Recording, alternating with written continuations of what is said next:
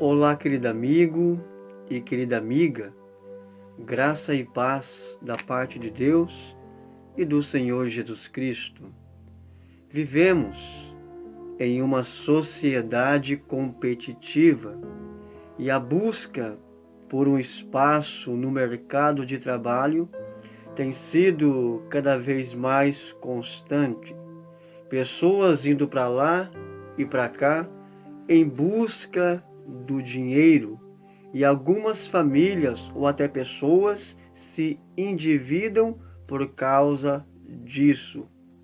Cristo, ao longo do seu ministério, quando estava aqui na terra, trouxe vários ensinamentos e o dinheiro foi um deles. No programa de hoje, aprenderemos o que Jesus nos ensinou sobre o dinheiro. Portanto, meu amigo e querido amado irmão, pegue sua Bíblia, faça as suas anotações e venha comigo mergulhar nessa poderosa revelação. Mas antes, temos um costume, um hábito em nossos programas, que é orar. Nunca abrimos esse livro sem antes de fazermos uma oração. E eu convido você agora a fechar os seus olhos, inclinar sua cabeça e orar juntamente comigo, para que o Espírito Santo, que inspirou profetas e apóstolos, nos ilumine no estudo de hoje. Vamos falar com Deus?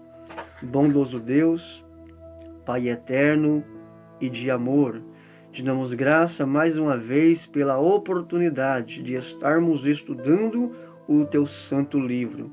Hoje vamos aprender um pouco sobre as finanças, sobre o dinheiro e o que o Senhor nos ensinou sobre o mesmo. Senhor Jesus, nos conduza neste estudo e que teu Espírito nos ilumine, nos oriente e seja o nosso grande professor. Assim te pedimos, é a minha oração, em nome de Cristo Jesus. Amém. Queridos e amados irmãos, telespectadores, ouvintes da Palavra de Deus, pegue sua Bíblia, abra comigo no Evangelho de Mateus, no capítulo 6, lá no Sermão do Monte.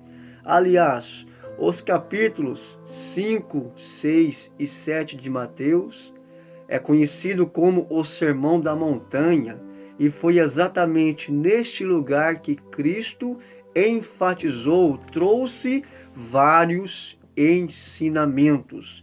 Se nós olharmos para a história e a biografia de Cristo que está narrada nos Evangelhos, Jesus ele pregou vários assuntos e teve dois assuntos que foram pautados no ministério de Cristo.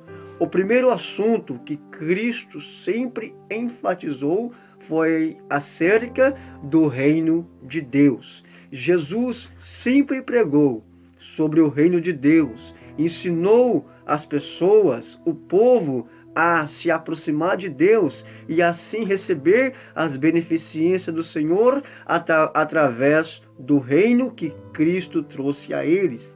E a segunda mensagem que Cristo também sempre enfatizou foi sobre o dinheiro, ou seja, como controlá-lo, ou seja, como usá-lo de maneira adequada. Enfim, Cristo ele vai trazer este ensinamento no Sermão da Montanha. E eu quero que você pegue a sua Bíblia, abra comigo no Evangelho de Mateus, no capítulo 6 e o verso de número 19.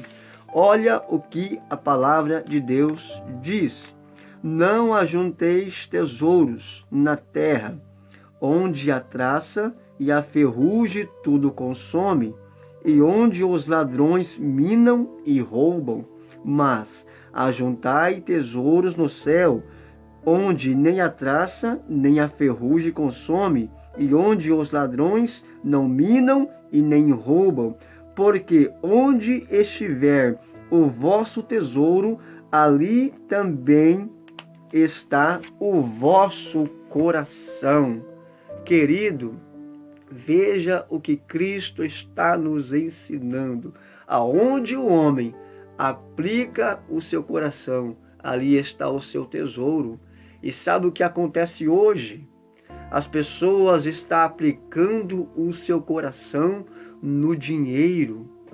O dinheiro, meu amigo, se nós olharmos, ele pode trazer benefício, mas também pode trazer grandes males. Ou seja, ele pode trazer benefícios quando nós aplicamos no reino do Senhor. Ele pode trazer males quando nós aplicamos de maneira inadequada.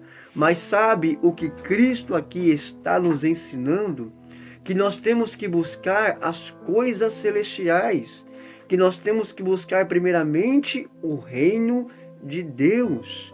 Não se apegar com as coisas dessa terra, com bens materiais ou com as riquezas que há no mundo cotidiano, mas sim nós temos que ajuntar tesouros e riquezas no céu, aonde a ferrugem não corrói, aonde os ladrões não roubam. Enfim, é dessa riqueza que Cristo ele está nos ensinando, que nós temos que buscar o reino de Deus em primeiro plano e buscar as riquezas celestiais, os tesouros do céu e não as coisas deste século, ou seja, as riquezas que nós estamos encontrando neste mundo. Querido e amado irmão, e falando no dinheiro, eu quero trazer aqui um assunto muito importante para os dias em que estamos vivendo. Nós sabemos que hoje a maioria das igrejas e instituições religiosas, eles ensinam a prática da devolução do dízimo. Eu quero que você analise comigo, querido amigo e amado irmão. É este conceito bíblico ou é apenas uma invenção humana? Eu quero que você pegue a sua Bíblia. Vamos lá para o Evangelho de Mateus, no capítulo de número 23 e o versículo também de número 23.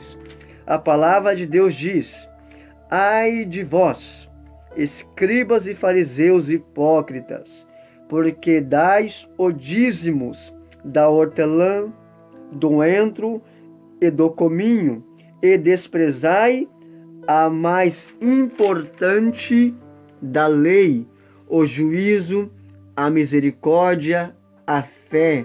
Deveis, porém, fazer essas coisas e não omitir aquelas.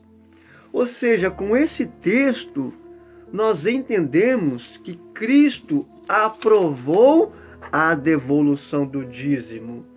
Os fariseus, eles dizimavam, eles entregavam, devolviam o dízimo da hortelã, do entro, do cominho, enfim, eles exerciam essa prática, mas os princípios do reino eles não praticavam, que é a fé, a justiça, a misericórdia, enfim.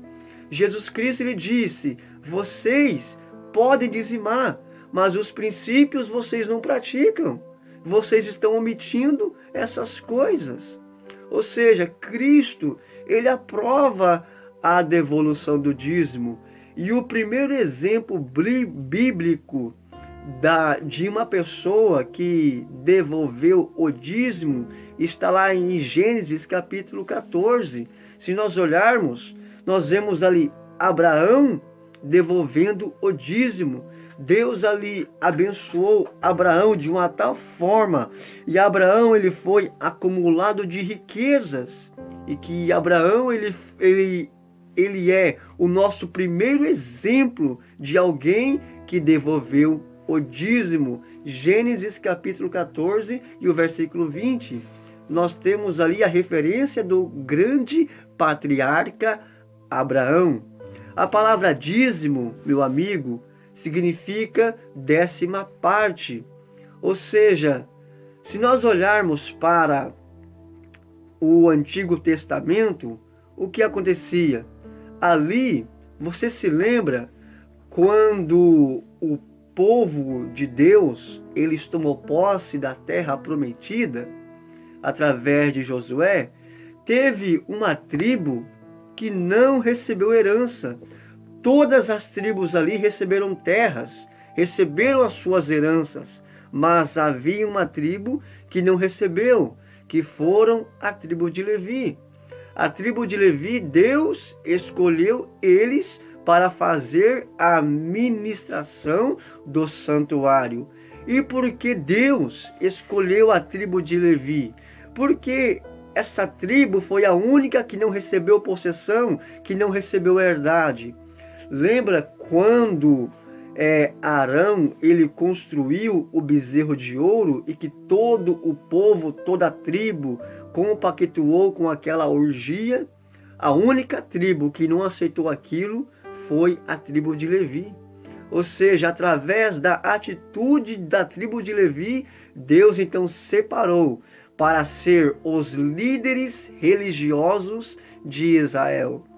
E enfim, Deus escolheu essa tribo, porque essa tribo era a referência da religião daquela época. Ou seja, eram os levitas que ficavam ali na responsabilidade da manutenção do santuário.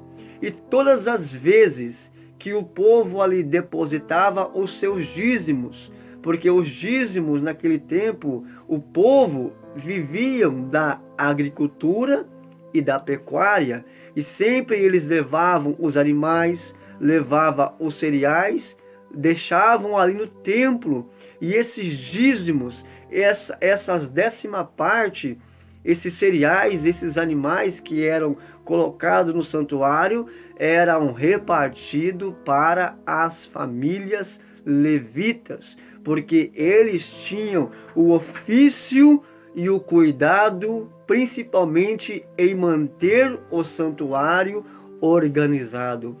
Só para você ter uma ideia, meu amigo, um sacerdote, o líder religioso, uma das grandes autoridades de Israel, tinha que ser da tribo de Levi. O sumo sacerdote, que era a maior de todas as autoridades, também tinha que ser da tribo de Levi. Haviam ali levitas, cantores, que eles cantavam, traziam o povo para adorar a Deus. Ou seja, os levitas, eles eram responsáveis pelo santuário, e também eles exerciam uma grande liderança religiosa na época. É por isso que Deus escolheu essa tribo para cuidar do santuário. E todas as vezes que o povo dizimava, esses dízimos era endereçado para as famílias levitas. Só para você ter uma pequena ideia sobre o dízimo daquele tempo, por exemplo, se alguém plantava um pé de alface e nascesse ali 10 folhas, o que acontecia? Eles tiravam um pé e levava como dízimo.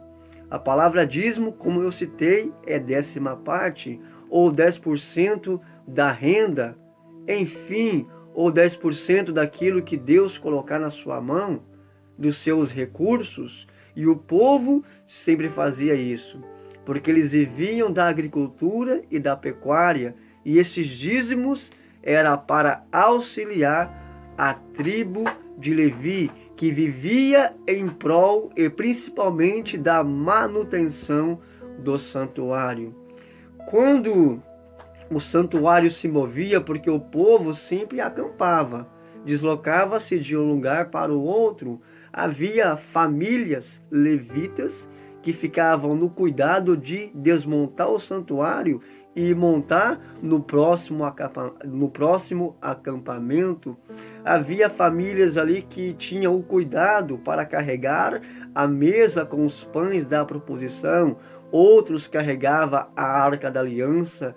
Só para você ter uma ideia, para trocar uma cortina do santuário, não poderia ser qualquer pessoa, a não ser levitas, aqueles que Deus escolheu para esta ministração e essa manutenção. Os dízimos no Antigo Testamento eram feitos desta maneira, era distribuído entre os levitas que cuidavam da casa de Deus. Agora, meu amigo, e nos dias de hoje, como é feita a distribuição do dízimo nos dias em que nós estamos vivendo? Essa pergunta eu não vou te responder. Eu vou deixar que a Bíblia me responda. E eu quero que você pegue sua Bíblia, abra aí comigo em 1 Coríntios, capítulo de número 9 e o versículo de número 13. Querido e amado irmão, 1 Coríntios, capítulo de número 9 e o versículo de número 13. A palavra de Deus diz: não sabeis vós que os que administram o que é sagrado comem do que é do templo, e os que de contínuo estão junto ao altar participam do altar, porque assim ordenou também o Senhor aos que anunciam o Evangelho, que vivam do Evangelho. Meu amigo, sabe qual é a verdadeira função do dízimo hoje? O dízimo, ele é usado para a manutenção da pregação do Evangelho. Esta é a principal função do dízimo nos dias em que nós estamos vivendo. É para a manutenção da pregação do Evangelho. Ou seja, é para sustentar os pastores, os missionários, é para elaborar estudos bíblicos, tudo aquilo que envolve a pregação do Evangelho, o dízimo entra em pauta. Está entendendo? Esta é a função do dízimo, é para a manutenção da pregação do Evangelho. Como eu citei, auxiliar pastores e missionários que estão vivendo da palavra, que estão vivendo do Evangelho, pregando o Evangelho, é para estudos bíblicos, enfim, para tirar estudos, enfim, tudo aquilo que envolve a pregação do Evangelho, o dízimo, ele é pautado. Este é a função dos dízimos nos dias atuais. Às vezes, o que acontece hoje, querido e amado irmão, quando nós vamos em uma igreja, algumas delas, nem todas, algumas igrejas que nós encontramos por aí, a maioria delas, sempre o foco é o dízimo.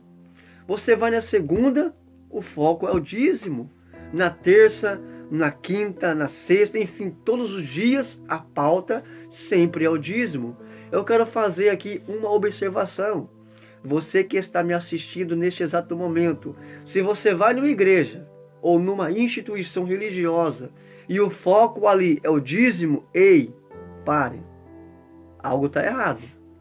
Porque a Bíblia diz que temos que ser moderados. E o cristianismo, ele tem que ser equilibrado. Cristo, ele não enfatizou só o dízimo, não só as finanças. Pelo contrário, Jesus, ele trouxe tantos ensinamentos. Semana passada, falamos sobre o perdão e como obtê-lo diante de Deus. Falamos também nos nossos estudos aqui, para quem está nos acompanhando, sobre a eficácia da oração.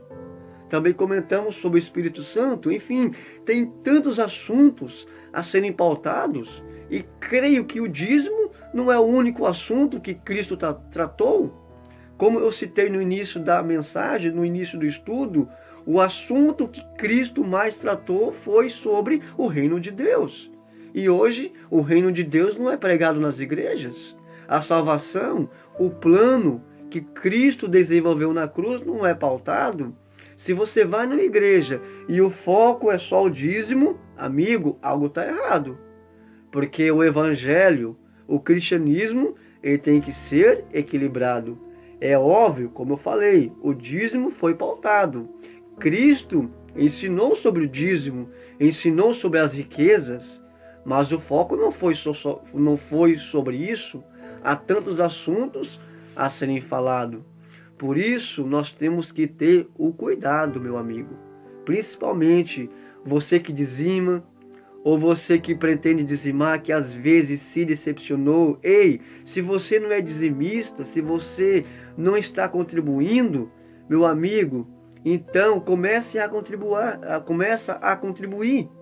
Procure uma instituição séria que vai aplicar o teu dinheiro, que vai aplicar o dízimo de acordo com o que a Bíblia lhe ensina. Porque o dízimo, ele é para a manutenção da pregação do Evangelho. Assim como os dízimos, eles mantinham, eles ali auxiliavam os levitas, porque eles ali eram incumbidos pelo santuário. No mesmo modo é hoje. O dízimo é para a manutenção da pregação do Evangelho. E às vezes o que acontece, muitos não dizimam porque se decepciona. Amigo, o importante é você fazer a sua parte. Ou seja, e se você quer dizimar, procure uma instituição, uma igreja séria, que vai aplicar o teu dízimo de acordo com o que a Bíblia está ensinando. Ou seja, o dízimo é para a manutenção da pregação do Evangelho. E existe também algo também muito importante. Além dos dízimos, existe algo também que a pessoa, o cristão, deve fazer. Lá em Malaquias, no capítulo 3, e o versículo de número 8, a palavra de Deus diz: roubará o homem a Deus? Todavia, vós me roubais. Mas em que te roubamos, Senhor? Nos dízimos e nas ofertas.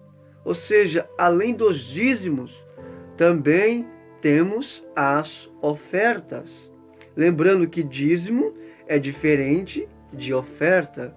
O dízimo, Deus, ele já deixou uma porcentagem estipulada, que é a 10ª parte, ou 10% da sua renda, ou dos seus recursos. Agora, a oferta, ela é voluntária. Paulo, ele diz, cada um contribua segundo o propósito do seu coração. Ou seja, Deus quem ama, quem dá com alegria. A oferta, meu amigo, ela é por gratidão. O dízimo é uma prova de fidelidade. É algo de honestidade entre o ser humano e Deus. Agora, a oferta é uma forma de expressarmos a nossa gratidão para o Criador. E a oferta é aquilo que Deus colocar no seu coração. O dízimo é 10%, não é 8%, não é 12%, é 10%, é a 10ª parte da sua renda ou dos seus recursos. Agora, a oferta não. A oferta, ela é voluntária, de acordo com o que o Senhor tocar no seu coração. E a oferta tem que ser com alegria. Lembra quando o povo, aliás, quando Moisés foi construir o santuário, o povo vinha trazer ofertas e o povo vinha voluntariamente e eles se alegravam por poder contribuir para aquele serviço. Enfim, a oferta, ela é voluntária e tem que ser com alegria, porque é uma forma de expressarmos a nossa gratidão para com o nosso Criador. O dízimo não. O dízimo é um ato de honestidade e fidelidade para com Deus. Você se lembra que certa feita, querido amigo, havia ali uma mulher, enfim, aquela mulher de repente, ela trouxe ali uma pequena quantidade no templo, depositou ali no cofre, e saiu sem ser notada. Mas tinha alguém que estava olhando para aquela mulher. E quem era? Jesus. Jesus começou a observar ali, enquanto muitos ricos, pessoas que estavam ali depositando as suas ofertas, colocavam ali aquilo que sobrava, aquela mulher, com aquela pequena quantidade, deu o seu único sustento. Ela fez com amor, com alegria, e Cristo, ele começou a observar aquela cena, e Jesus olhou para os discípulos e disse: na verdade, essa pobre viúva, ela ofertou mais do que aqueles, porque ela deu aquele que seria o sustento dela, e ela ofertou com alegria. Enfim, assim temos que ser nós, quando contribuímos na casa de Deus, contribuímos por gratidão, e é isso que nós temos que expressar ao nosso Criador. O dízimo é um ato de honestidade. Agora eu quero que você medite comigo, né? Eu falei do dízimo, falei da oferta, e o restante do dinheiro que sobra, o que eu tenho que fazer? Eu dizimei, eu contribuí, e o restante do dinheiro, sabe o que tem que fazer, meu amigo? Nós temos que aplicar no reino de Deus. Depois que você exerceu a sua honestidade e fidelidade para com Deus, depois que você ali ofertou, enfim, fez ali a sua oferta de gratidão, vai sobrar dinheiro para você. E o que você faz com esse dinheiro? Você aplica no reino de Deus. E sabe como é que você aplica esse dinheiro no reino de Deus? Trazendo benefícios para dentro da sua casa.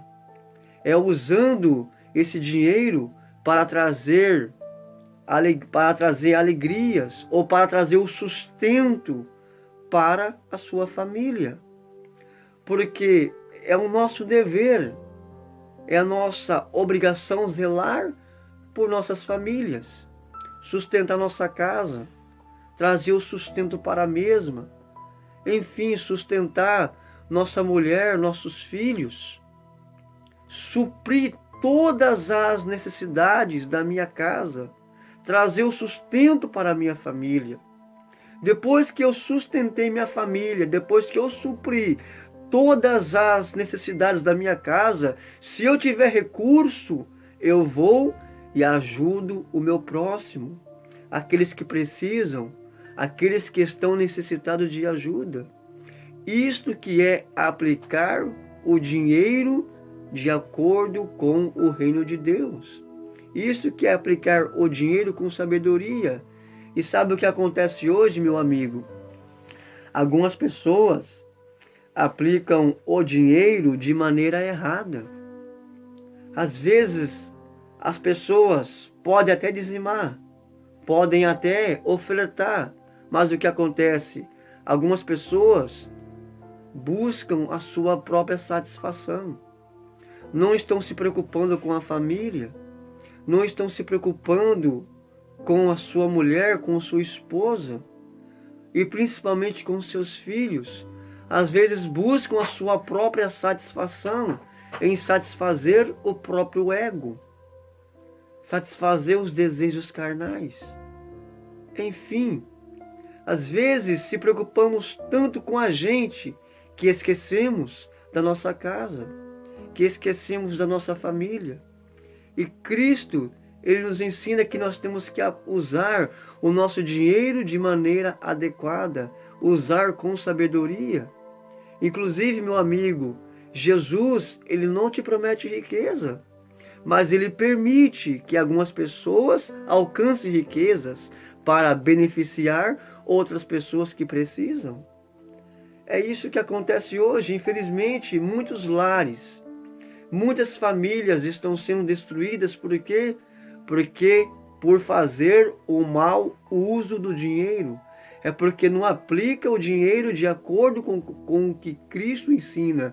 E temos que aplicar no reino celestial, para alcançarmos os tesouros que Cristo nos ensina. Lembra do texto que eu li? em Mateus capítulo 6, que nós temos que ajuntar tesouros no céu. Sabe o que acontece hoje? Tem pessoas que não têm nada, tem pessoas que são pobres, mas devido a exercer essas grandes qualificações, estão cheias de riquezas no céu. E tem pessoas que têm muito, mas não têm riqueza no céu. Há um ditado nos dias atuais que fala: o pouco com Deus é muito, e o muito sem Deus não é nada. É por causa disso. Mas Jesus, meu amigo, Ele não te promete riqueza. E nós temos que usar todo o recurso que Deus te dá, todo o recurso que o Senhor colocar nas suas mãos. Você tem que saber aplicar. Tem que aplicar de maneira adequada.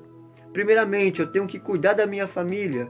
Depois que eu dizimei, que eu ofertei, exerci a minha gratidão e a minha honestidade, eu tenho que cuidar e zelar pela minha casa. Zelar por a minha família. Eu tenho que cuidar, enfim, trazer uma boa alimentação para dentro da minha casa. Cuidar da saúde. Enfim, se a minha família precisa de uma medicação, eu tenho que zelar por isso, pela saúde e pelo bem-estar dos mesmos. E se eu tenho condições, é claro, vou e ajudo aqueles que precisam. E hoje as pessoas, infelizmente, não investem o dinheiro de maneira adequada. Muitos se preocupam com o próprio ego. Às vezes, pessoas que estão casadas, principalmente muitos que trabalham, muitos dizem assim: é meu dinheiro. E às vezes esquece de olhar para o lar, esquece de olhar para a casa, se preocupa tanto com a sua satisfação que não olha para as suas famílias. Enfim, não é meu dinheiro e nem o teu dinheiro, é o nosso dinheiro. Se a mulher trabalha, se o marido trabalha, é o nosso dinheiro. E esse dinheiro tem que ser aplicado de maneira correta, principalmente com sabedoria, para alcançar os tesouros celestiais.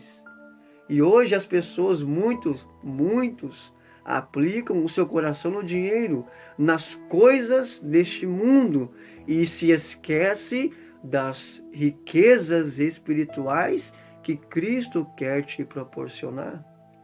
Você lembra que Cristo, ele contou a parábola dos 10 talentos? O que aconteceu? Teve 2 ali que partilhou os talentos e o Senhor os abençoou. Agora aquele que enterrou o talento na areia, este não prosperou. E é assim que temos que ser, usar o dinheiro de maneira adequada, aplicando-o sempre nas coisas de Deus, usando-o com sabedoria, usando-o com cautela, com zelo, para alcançarmos as riquezas que Cristo está nos proporcionando. E sabe o que acontece hoje, meu amigo? A maioria das igrejas tem investido muito na teologia da prosperidade. Enfim, e hoje o que acontece? Muitos vão para a igreja não em benefício do reino, mas vão para a igreja no intuito de ficar ricos ou de ter riquezas terrenas. Isso é mentira. Jesus não prometeu riqueza para ninguém. Jesus não te prometeu que você vai ser rico. Jesus, ele te promete uma coisa, querido, que você tem que ter o cuidado e a cautela e acumular principalmente riquezas celestiais. E principalmente ter o cuidado na administração daquilo que Deus colocar em suas mãos. Deus, ele coloca recursos nas suas mãos. Ele coloca o teu salário nas suas mãos. Mas se você usar de maneira adequada, com sabedoria, você só vai acumular tesouros celestiais. Citando isso que eu falei. Primeiramente, dizimando, ofertando e zelando pelo bem-estar dos outros, da sua família, e fazendo o bem para aqueles que tanto precisam. Isso é que tem que ser pautado nos dias atuais. Mas infelizmente hoje muitos não buscam isso. Muitos buscam a riqueza para si próprio. E muitas igrejas estão investindo nisso. Muitas igrejas estão abrindo. Muitas denominações estão surgindo. Pessoas se enriquecendo a custas de fiéis inocentes. É isso que acontece, meu amigo. E eu digo para você, o dízimo, como eu citei aqui, ele é para a manutenção da pregação do Evangelho. Você, às vezes, que tem uma visão errônea sobre o dízimo, comece a dizimar. Procure uma igreja séria que vai saber aplicar o teu dinheiro e você vai ver aonde o teu dízimo está indo. Enfim, procure. Existe igrejas sérias hoje. Existem pessoas sérias. Existem instituições sérias nos dias atuais. Então procure uma igreja certa e exerça todas essas qualificações. Eu digo para você, querido, Jesus, ele é o nosso maior tesouro. Cristo é meu tesouro. Jesus, ele é o teu tesouro. Não adianta nós se apegar às riquezas desse mundo. Jesus, ele falou, se nós ajuntarmos tesouro aqui, os ladrões roubam, a ferrugem consome, mas nós temos que buscar e acumular riquezas no céu. Talvez eu estou falando aqui para um amigo. Às vezes você não tem nada, meu amigo. Talvez você ganhe um salário inferior, mas pela sua bondade, pelo seu modo de ser, você tem grandes riquezas no céu. Jesus, ele é o nosso tesouro. E é isso que tem que ser pautado. O salmista, ele diz, Senhor, eu não tenho outro bem além de ti. Cristo é o nosso maior patrimônio. Cristo é a nossa maior riqueza. E quando nós formos para a igreja, nós temos que buscar esse patrimônio que é Cristo. Não se apegar com as coisas desse século. Aqui, amigo, tudo vai passar. Toda a riqueza vai passar. Todos os bens materiais que você vai adquirir vai passar. Agora, aquilo que Deus tem para você é eterno. E é isto que tem que ser valorizado. É isso que tem que ser pautado nos dias atuais. Chega de ficar acreditando em certos tipos de pregações. Essas pregações que não convencem. Pessoas se enriquecendo à custa de fiéis. Usando a psicologia, a teologia da prosperidade. O que acontece? Isso só tem defraudado o Evangelho. É por isso que muitas pessoas estão se decepcionando com o dízimo. Não contribuem. Não ofertam, é por causa desses charlatões, dessas pessoas que só enganam. Mas eu digo para você, meu amigo, aqui é um programa sério, onde a pauta aqui é o ensinamento de Cristo. E se você usar tudo isso que você está aprendendo conosco, você irá crescer espiritualmente e as grandes bênçãos do reino chegarão na sua vida. Jesus é o teu maior patrimônio. Cristo, ele está de braços abertos e te estende a sua mão e te chama de amigo. Quer ser próspero? Então, comece hoje, meu amigo, a aplicar o teu dinheiro no reino, de acordo com o que nós estamos ensinando aqui. Primeiramente, dizimando, ofertando e zelando pelo próximo, pela sua família, por aqueles que precisam de você. Isto é semear no reino. Isto é acumular tesouros no céu. Amigo, tome hoje uma decisão com Cristo. Tome hoje, exerça essa prática, que Cristo ele vai prosperar os seus caminhos. Ele não te promete riqueza, mas Jesus, ele vai suprir todas as suas necessidades. Eu quero orar juntamente com você neste exato momento. Vamos fazer uma oração?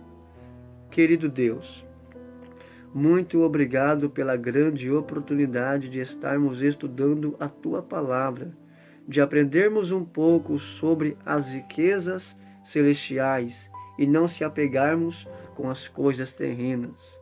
Ilumine este amigo, essa pessoa que nos assistiu nesse exato momento. Conduza e oriente a forma, Senhor, no qual ele vai administrar o seu dinheiro. Senhor Jesus Cristo, eu te peço, Senhor, ilumine e continue nos abençoando. É a minha oração, em nome de Cristo Jesus. Amém. Amigo e querido irmão, Deus abençoe sua vida, que o Senhor continue te iluminando, te abençoando e exerça essa grande dádiva e aplique o seu dinheiro de maneira corretamente, usando-o com sabedoria, aplicando no reino de Deus. Na próxima semana, vamos estar voltando a trazer mais um assunto que Cristo ensinou.